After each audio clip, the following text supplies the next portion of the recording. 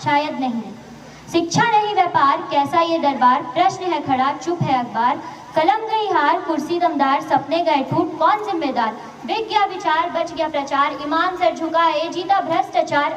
अपराध अपार, मुजरिम फरार, सवाल जो उठाए वही गुनेगार। जो चुप समझदार, जो बोले गिरफ्तार, बोलना भी जुर्म, कैसा लोकतंत्र यार। देख रहा संसार, न्याय की पुकार, कब तक जीतेगा झूठ का बाजार। कानून शर्मसार, लूट बरकरार, कब जागोगे देश के पहरेदार। सारे जहान से अच्छा हिंदुस्तान सिता हमारा, सारे जहान से अच्छा हिंदुस्तान सिता हमारा। एक ऐसा देश जहाँ पे ऑनलाइन प्लेटफॉर्म्स में पढ़ाने वाले टीचर को देश के सामने नेशनल टेलीविजन पे 2 कौड़ी के टीचर कह दिया जाता है। एक ऐसा देश जहाँ पे अगर कोई इंसान 107 करोड़ रुपए ठुकरा के अपनी जिंदगी भर की कमाई गरीब बच्चों को पढ़ाने में, उन्हें IAS बनाने में, UPSC जैसे एग्जाम्स को क्लियर कराने में लगा दे तो उनके ऊपर गोलियां चलवा दी जाती है, उनके इंस्टीट्यूट को सील करने की धमकियां दी जाती है। एक ऐसा देश जहाँ पे अगर कोई इंसान करप्शन के ऊपर बात करे, करप्शन का पर्दाफाश करे तो उसे जान से मार दिया जाता है, और अगर कोई सच के लिए आवाज उठाए तो उसे कीड़े की तरह कुचल दिया जाता है, और अगर कोई वीडियो बना के ऐसा कुछ बोले तो कमेंट बॉक्स में उसे गालियां भी दी जाती है। मैं जानती हूँ मेरी बातों से शायद आपको थोड़ी सी ठेस पहुंचे, मेरी बातें शायद आपको थोड़ी सी कड़वी लगे, लेकिन आप सब जानते हैं सच हमेशा कड़वा होता है। और आखिरी में हम फिर भी गर्व से कहते हैं, सारे जहान से अच्छा हिंदुस्तान सिता हमारा। राम मंदिर से 200 करोड़ गायब है, पेट्रोल में से पेट्रोल गायब है, कोयले की खदान में से 1600 करोड़ का कोयला गायब है, दुनिया भर से मसाले और दवाइयां रिजेक्ट हो रही है क्योंकि इन सब चीज़ों से क्वालिटी गायब है। GST इनकम टैक्स देने के बाद भी लोगों की इनकम गायब है, मीडिया वालों से सच्ची खबरें गायब है। तो इससे ज़्यादा मैं कुछ और बोल दूँ तो कहीं मैं ही गायब ना हो जाऊँ। हमारे देश में पुलिस वाले लेट हो सकते हैं, एम्बुलेंस वाले लेट हो सकते हैं, यहाँ तक कि टिकट लेने के बाद भी ट्रेन 2-2 घंटा तक लेट हो सकती है, लेकिन हमारे देश का छात्र साल भर मेहनत करने के बाद भी, लाखों रुपए खर्च करने के बाद भी परीक्षा में 2 मिनट भी लेट नहीं हो सकता। न्यूज चैनल वाले सरकार की नाकामी नहीं दिखाते, पर आपकी असल जिंदगी में बेरोजगारी या चरम पर है। दिन रात एक करके सरकारी नौकरी की तैयारी करो और एग्जाम के दिन पता चलता है पेपर लीक हो गया, और बिना टीचर के बेकार सरकारी स्कूल रट्टा लगवा रहे, भविष्य नहीं बना रहे। टैक्स तो पूरा लेते हैं पर बदले में आम आदमी को मिलता क्या है? कमर तोड़ने वाली महंगाई, जानलेवा टूटे हुए रोड। महिला सुरक्षा की वादे सरकार तो बहुत करते हैं, पर भारत में आए दिन रेप की खबर सुनने मिल ही जाता है।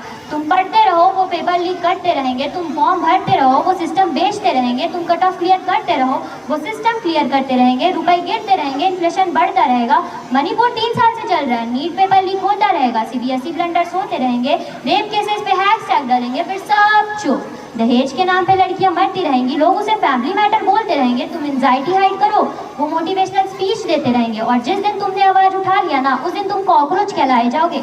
अगर सच बोलना, मीम बनाना और सिस्टम पे क्वेश्चन करना कॉकरोच बिहेवियर है, फिर ठीक है, कॉकरोच सही, कम से कम सिस्टम से डरते तो नहीं है।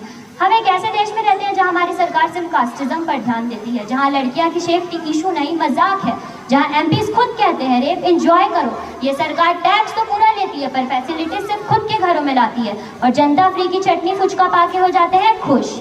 गरीब अगर अनपढ़ रहेगा तभी तो भेड़ बकरियों की तरह इन नेताओं के इशारों पर चलता रहेगा, और हम सभी जानते हैं कि यही गरीब लोग इनका वोट बैंक है जो धर्म और जात के नाम पर वोट देते हैं। इसीलिए डॉक्टर BR अम्बेडकर जी ने 1942 में कहा था, एजुकेट, एजिटेट एंड ऑर्गेनाइज। अब जनता अगर पढ़ लिख ले तो नेताओं के लिए बड़ी समस्या हो जाएगी। आखिर हम इंडियंस को चाहिए क्या?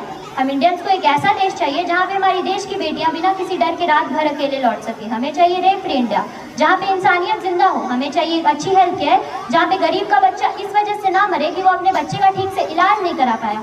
हमें देश में इक्वालिटी नहीं चाहिए जहाँ पे किसी का मजहब, उसके जात और उसके पैसे बने। और सच बताओ, हमें फर्क नहीं पड़ता ये काम कौन सी पार्टी कर रही है, ये काम कोई भी पार्टी करे, हमें फर्क बस इतना पड़ता है कि ये काम होना चाहिए, तभी तो इंडिया डेवलप करेगा। एक आदमी रोटी बेलता है, एक आदमी रोटी खाता है, एक तीसरा आदमी भी है जो ना रोटी बेलता है ना रोटी खाता है, वो सिर्फ और सिर्फ रोटी से खेलता है। मैं पूछती हूँ वो आदमी कौन है?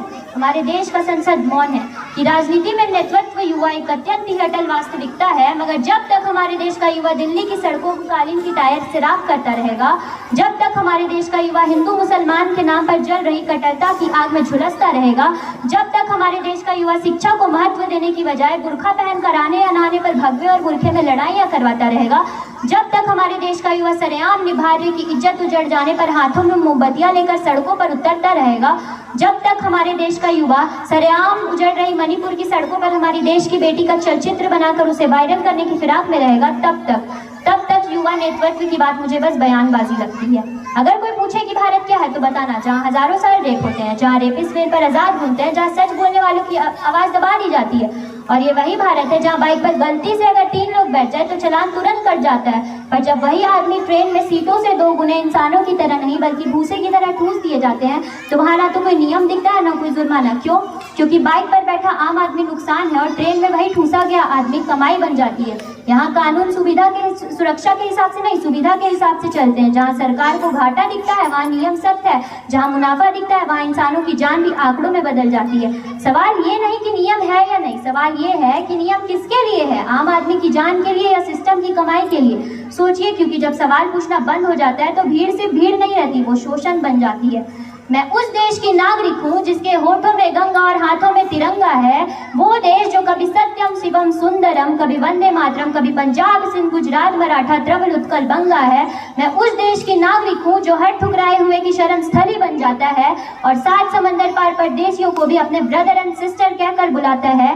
यही प्रेम की पूज्य भूमि भारतवर्ष कहलाता है, भारतवर्ष कहलाता है। जय हिंद, जय भारत, धन्यवाद।